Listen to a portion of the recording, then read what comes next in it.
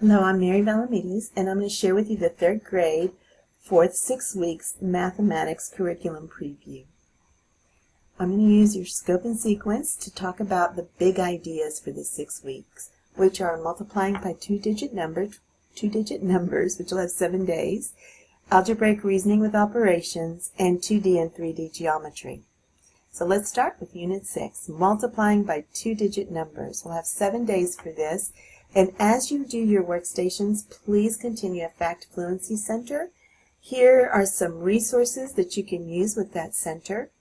And here's another website you can use as well.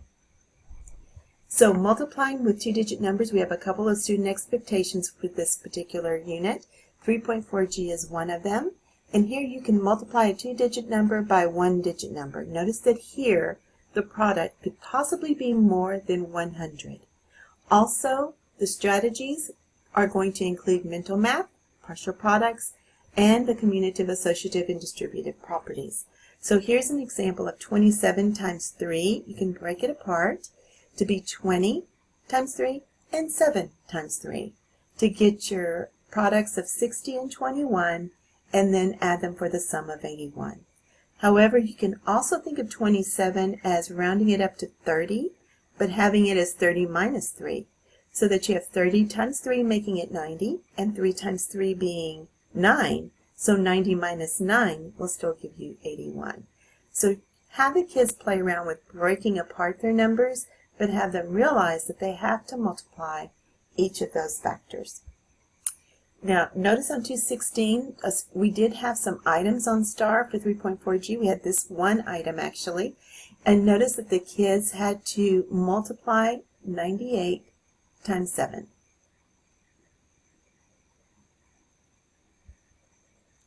Three 4K, however, limits it to being within 100. So we're going to solve 1- and 2-step problems within 100. We will also be using strategies based on objects and pictorial models, arrays, area models, equal groups, and again, our properties of operations as well as recalling facts. So we could do partial products. Notice the partial products will stay within 100. I just wanted you to see just some pictures of how it could look for partial products. Our properties of operations, and here are some examples of using those. And then if you look at the unit overview, you'll also see some examples of arrays, pictorial models. Notice we'll have area models, strip diagrams, and a couple of different forms of number lines that you can look at, as well as going to the multiplication chart, which is the abstract version. We did have one item that I can share with you that the kids scored 64% on. On this particular item, they had to multiply 5 times 16, still staying below 100, and then adding that to 72. There was another item as well, number 37, and here they had to arrange the cards in 6 equal stacks. So how many cards will be in each stack? And here's where the division comes in. I'm sorry. There was also a release sample item available. 3.4F, recall facts to multiply up to 10 by 10 with automaticity. So the kids won't go above 100 when they're recalling facts. They'll stay within 10 by 10. So the kids really need to be fluent with their multiplication facts up to 10 by 10 and division 100 divided by 10. So let's look at some partial products again. This is also on the unit overview. So you can use partial products. You can use flashcards with this. And you have some flashcards that are the triangular flashcards, as you see at the bottom of the screen, that's in your resources with Texas Go Math online. 3.4F was not assessed this year in 2016, but it could be in the future. We did have a STAR release sample item, however, so that you can see it could be used as a gradable response item even. Unit 7, Algebraic Reasoning with Operations, we have devoted 11 days for this unit. It starts with 3.5a, where you represent 1- and 2-step problems involving addition and subtraction of whole numbers to 1,000. Now we're going to represent by using pictorial models. number lines, and possibly equations. Here's an example of what it could look like with a diagram, then a number line, and then with an equation. On STAR 2016, it was tested using a number line. Now notice this number line looks a little different. It doesn't have those jumps, those rounded, the semicircular jumps like you're familiar with. It had the straight lines. Our 10th lowest scoring item was the one with equations. And we did have a STAR release sample item available to us as well using equations. 3.5b is also in this unit. Notice we represent and solve 1 and 2 step multiplication division problems. Again within 100 using arrays, strip diagrams, and equations. Here's an example of an array using a problem with an array. And then again the same problem with a strip diagram. And then at the bottom with an equation. So this particular one shows you this, using the same numbers, the same problem, but with the 3 different formats of answering it. Now our second lowest scoring item was using a diagram. So please make sure you practice using diagrams with the kids. This particular one says that Edward made 26 hamburgers. He used a total of 78 pickle slices on the hamburgers.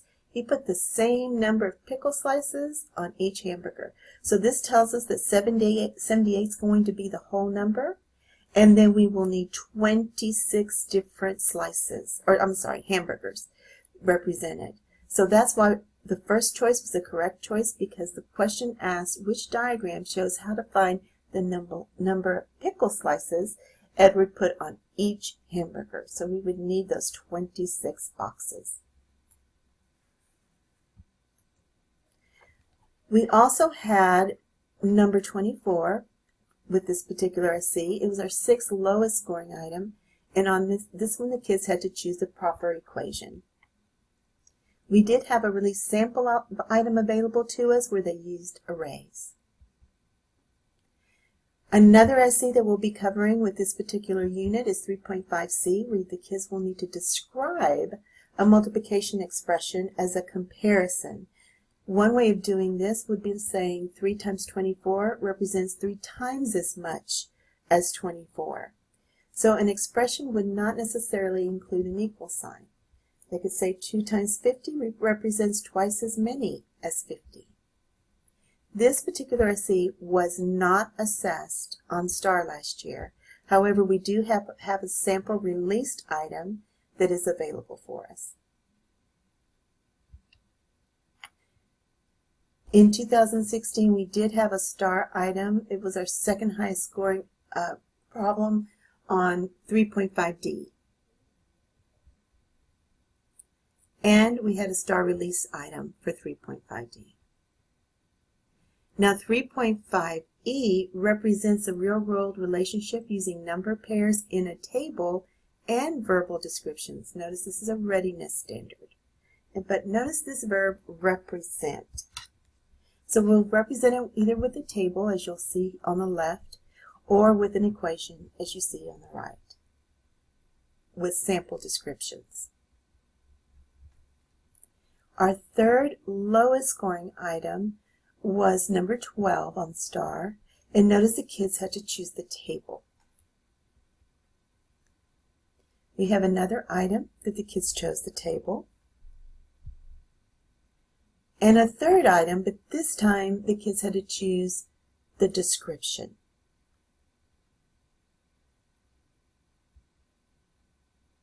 We did have a STAR released sample item available to us, but it also showed the table form. Now, of course, all of these items are available in the clarifiers for you. Our next unit is Unit 8, where we'll be talking about 2D and 3D geometry. 7 days are devoted to this particular unit, and we'll start with 3.6a. 3.6a, the kids have to classify and sort 2 and 3-dimensional figures. And notice it says including, well, so they'll definitely cover cones, cylinders, spheres, triangular and rectangular prisms, as well as cubes. And they're all based on using formal geometric language. So here's some examples of the formal geometric language that could be used with each of these figures. So here are the 2D figures with some descriptions that you can use with your classroom. Notice that our second graders do go beyond an octagon, so that your kids coming to you should know these shapes. And then we have 3D figures, and here are some descriptions for the 3D figures. On the 2016 STAR test, there was item number 20, where the kids had to choose which two sections are quadrilaterals. Notice in this particular item, there are 2 quadrilaterals. Geometry, I've noticed, is the only area, the only concept that the kids have 2 possible answers for 1 correct answer. So you'll notice on this particular one, the 2 quadrilaterals, you see one with item number 5, and then you see one with item number 6 as well. So 5 and 6 are the 2 quadrilaterals. Remember, quadrilaterals are only 4-sided figures.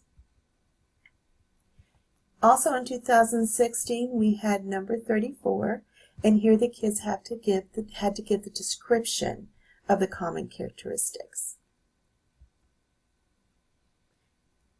And again, this one shows actually names the figures that we see here, or description of it. Now, 2-dimensional shapes and 3-dimensional solids, we have 3.6b. Use attributes to recognize. We have to know what rhombuses, parallelograms, trapezoids, rectangles, and squares are as examples of quadrilaterals, and the kids have to draw examples of quadrilaterals that don't belong in these subcategories. So here are some sample drawings with some descriptions of them on the right-hand side. And here the kids have to pick the figures that are the items. It says which of these figures do not appear to be a rhombus, trapezoid, rectangle, or a square. Well, we could tell the first one is a rhombus. The next one is a trapezoid. Then we do have a rectangle. Figure Y is not a rhombus. It's not a trapezoid because it doesn't have 2 parallel sides. It's not a rectangle, and it's not a square. So the only correct answer would be figure Y, because figure Z is a square or a rectangle. It's both.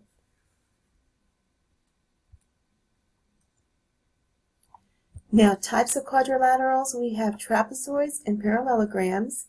And we have parallelograms. There could be rectangles, rhombuses, or rhombi, and squares as parts of our parallelograms. 3.6e says to decompose, which means to break apart, 2 congruent 2-dimensional figures into parts with equal areas. And we have to express the area of each part as a unit fraction of the whole, and recognize that equal shares of identical wholes need not have the same shape. So here we have 3.6e. Notice that these are equal halves, but they're not the same shape. And at the bottom, we have equal fourths, but again, they're not the same shape. It's just the area that are equal. For example, this one has 16 squares. This one has 16 unit squares as well in each of those parts. 2016 STAR items 3.6e was not assessed in 2016, but we do have a STAR released item that you can use to help the kids understand this concept or assess this concept. Unit 9, area and perimeter. We have 6 days, but one of those days we have an additional day that's devoted to CBA. So 3.6d, decompose composite figures formed by rectangles into non-overlapping rectangles in order to determine what the area is. And in this case, we're going to be using the additive property of area. So we would take this figure and separate it into 3 different rectangles and figure out the area of each rectangle and find the sum to get the area of the entire figure. So we will break it apart. On 2016 STAR test, this was our 9th lowest scoring item. Notice that each of the units are not completely filled out in each one of these rectangles. We only see a side list shown to us. We also have a STAR released item also available to us. Notice that this one shows how it could be used for a possible griddable response item. 3.6c says to determine the area of rectangles with whole number side lengths in problems using multiplication. And notice it's related to the number of rows times the number of unit squares in each row. This is a readiness standard, so we could have more items on this particular student expectation. So there's an example how this particular item could look or how it could be taught. Then on 3.6c, this is how it was taught on STAR. Notice again, this is a griddable response item, and the kids had a graphic with a griddable response item. It was also tested on number 39 and number 18. Now, there are some resources available in your pacing guide that you could use for multiplication and for this particular unit as well as the others. There's Mega Math videos available and activities such as He Said, She Said, where you pick the true or false statement, as well as taking these statements and put them whether they always happen sometimes or never happen. And that's an activity that is shared by Lead Forward. There are also some documents about UPS Check and Eduphoria. Of course, we use UPS Check on problems that the kids are having difficulty with, and to remind them to focus in on what they need to find, having a plan, solving, and then checking to make sure they found what they said they needed to find and that it did fit in the estimate that they came up with in their plan section. Well, if you go to Yearly Content Documents in Eduphoria, to District Instructional Resources, to UPS Check, you're going to find some student interview cards which you can make and put a ring on them so that the kids can use them to interview each other to make sure that they answer these questions so that their answer does make sense. There's also some reminder questions that you can cut out and tape on the desks or put them in their journals.